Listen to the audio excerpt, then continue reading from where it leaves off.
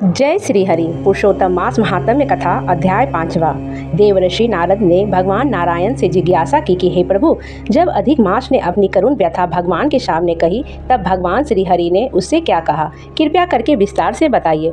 भगवान नारायण बोले, हे नारद, ध्यान पूर्वक सुनो। जब अधिक मास अत्यंत दुखी होकर भगवान के चरणों में गिर पड़ा और मूर्छित हो गया, तब भगवान के संकेत से गरुड़ उसे अपने पंखों से हवा करने लगे। कुछ ही क्षणों में अधिक मास को चेतना आई।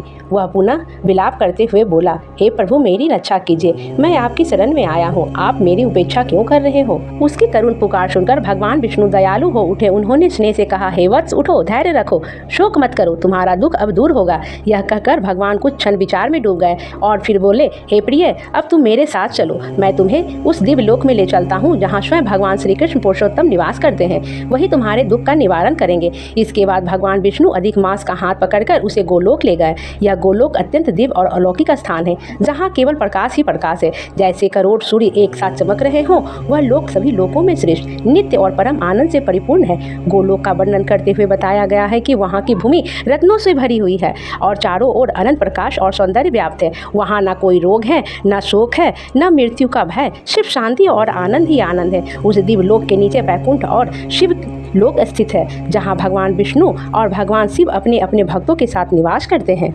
गोलोक के भीतर एक अद्भुत ज्योति विराजमान है जो परमानंद का स्रोत है। उसी ज्योति के मध्य में भगवान श्री कृष्ण का दिव्य स्वरूप प्रकट होता है। उनका स्वरूप अत्यंत मनोहर है। श्याम वर्ण, कोमल के समान नेत्र, मधुर मुस्कान, हाथ में मुरली, पीतांबर धारण किए हुए वनमाला से सुशोभित उनके मुख की आभा करोड़ों चंद्रमाओं के समान शीतल और आकर्षक है।